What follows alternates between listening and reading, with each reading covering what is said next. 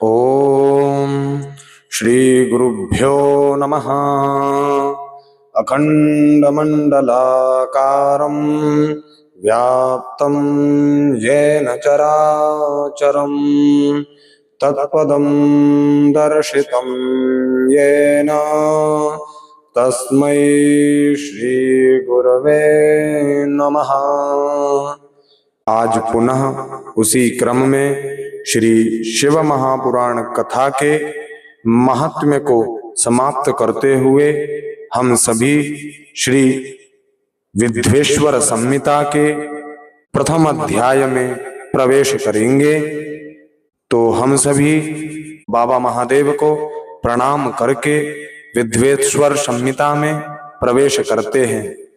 ओम श्री पुराण पुरुषोत्तमाय नमः। श्री गणेशाय नमः। विद्वेश्वर संहिता। नमः पार्वती पतये हर हर महादेव। ओम आद्यांतमंगलमजात समान भाव मार्यं तमीशमजराम रमात्मदेवम् पंचाननं प्रबल पंच विनोदशीलम् संभावये मनसि शंकरमंबिकेशम्।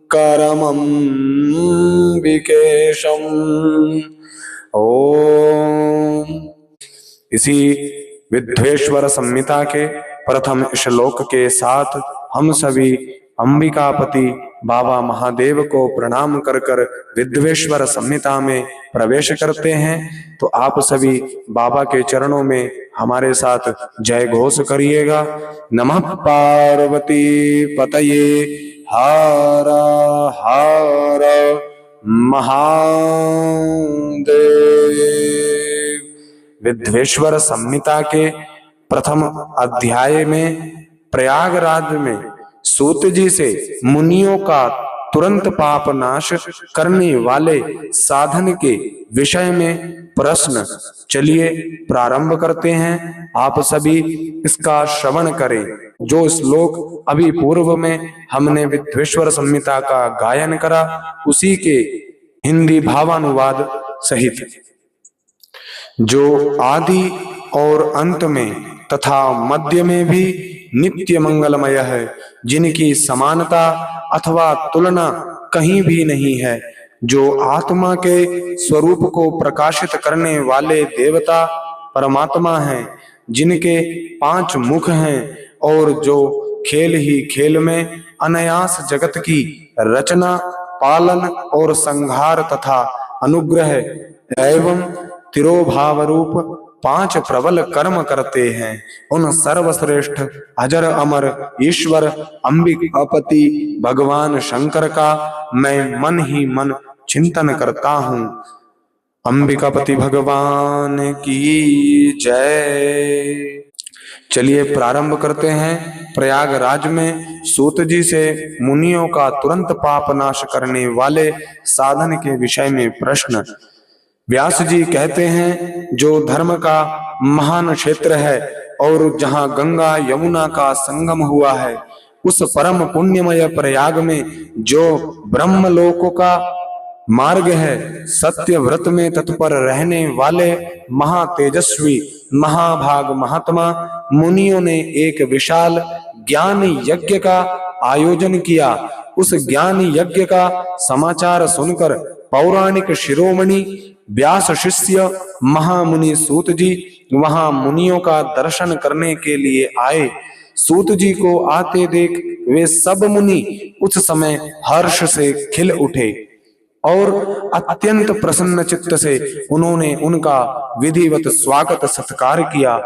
तत्पश्चात उन प्रसन्न महात्माओं ने उनकी विधिवत स्तुति करके विनय पूर्वक हाथ जोड़कर उनसे इस प्रकार कहा, सर्वज्ञ विद्वान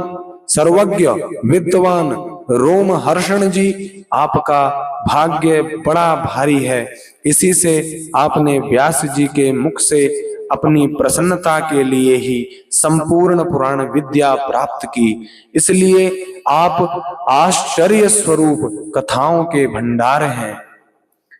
ठीक उसी तरह जैसे रत्नाकर समुद्र बड़े बड़े सारभूत रत्नों का आगार है, तीनों लोकों में भूत, वर्तमान और भविष्य तथा और भी जो कोई वस्तु है वह आपसे अज्ञात नहीं है। आप हमारे सौभाग्य से इस यज्ञ का दर्शन करने के लिए यहाँ पधार गए हैं और इसी ब्याज से हमारा कुछ कल्याण करने वाले हैं, क्योंकि आपका आगमन निरर्थक नहीं हो सकता। हमने पहले भी आपसे शुभाशुभ तत्व का पूरा वर्णन सुना है, किंतु उससे तृप्ति नहीं होती। हमें उसे सुनने की बारंबार इच्छा होती है। उत्तम बुद्धि वाले सूत जी, इस समय हमें एक ही बात सुननी है। यदि आपका अनुग्रह हो तो गोपनीय होने पर भी आप इस विषय का वर्णन करें।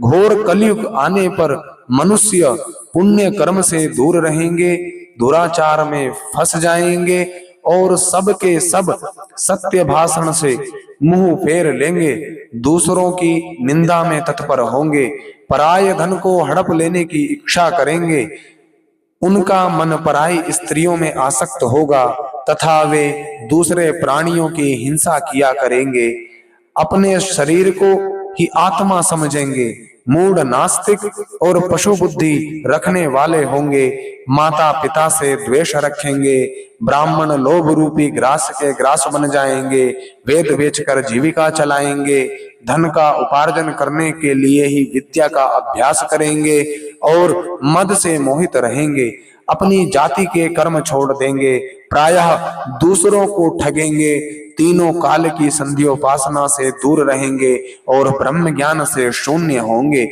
समस्त क्षत्रिय भी स्वधर्म का त्याग करने वाले होंगे, कुसंगी, पापी और व्यभिचारी होंगे, उनमें शौर्य का अभाव होगा, वे कुसित चौर्य कर्म से जीविका चलाएंगे, शूद्रों का सा बर्ताव करेंगे और उनका चित्त काम का किंकर बना रहेगा। वैश्य संस्कार भ्रष्ट, स्वधर्म त्यागी, कुमार्गी, धनोपार्जन परायण तथा नाप तोल में अपनी कुसित वृत्ति का परिचय देने वाले होंगे। इसी तरह शूद्र ब्राह्मण के आचार में तत्पर होंगे, उनकी आकृति उज्जवल होगी, अर्थात वे अपना कर्म छोड़कर, धर्म छोड़कर उज्जवल वेशभूषा से विभूषित हो व्यर्थ घूमेंगे। वे स्वभावतः ही अपने धर्म का त्याग करने वाले होंगे, उनके विचार धर्म के प्रतिकूल होंगे, वे कुटिल और द्विज निंदक होंगे। यदि धनी हुए तो कुकर्म में लग जाएंगे, विद्वान हुए तो वाद विवाद करने वाले होंगे, अपने को कुलीन मानकर चारों वर्णों के साथ वैवाहिक संबंध स्थापित करेंगे, समस्त वर्णों को अपने संपर्क से भ्रष्ट करेंगे। वे लोग अपनी अधिकार सीमा से बाहर जाकर द्विजोचित सत्कर्मों का अनुष्ठान करने वाले होंगे। कलयुग की स्त्रियां प्रायः सदाचार से भ्रष्ट और पति का अपमान करने वाली होंगी, सास ससुर से द्रोह करेंगी, किसी से भय नहीं मानेंगी, मलिन भोजन करेंगी, कुसित हाव भाव में तत्पर होंगी, उनका शील स्वभाव बहुत बुरा होगा और वे अपने पति की सेवा से सदा ही विमुख रहेंगी। सूत जी, जिनकी बुद्धि नष्ट हो गई है, जिन्होंने अपने धर्म का त्याग कर दिया है, ऐसे लोगों को इहलोक और परलोक में उत्तम गति कैसे प्राप्त होगी, इसी चिंता से हमारा मन सदा व्याकुल रहता है। परोपकार के समान दूसरा कोई धर्म नहीं है, अतः जिस छोटे से उपाय से इन सब के पापों का तत्काल नाश हो जाए, उसे इस समय कृपा पूर्वक बताइए, क्योंकि आप समस्त सिद्धांतों के ज्ञाता हैं। चलिए अग्रिम कथा में श्री शिव महापुराण का जो परिचय श्री सूत जी महाराज जी साधु सन्यासी महात्माओं को अपनी वाणी से बताते हैं, उसका श्रवण हम कल करेंगे। इसी कथा को यहाँ समापन करते हुए हम सभी बाबा महादेव के चरणों में प्रणाम करते हैं। जय घोष के साथ आप सभी हमारे साथ बोलिएगा, नमः पार्वती पतये हर हर महादेव। श्री शिव महापुराण की जय, विद्वेश्वर संहिता की जय। ओम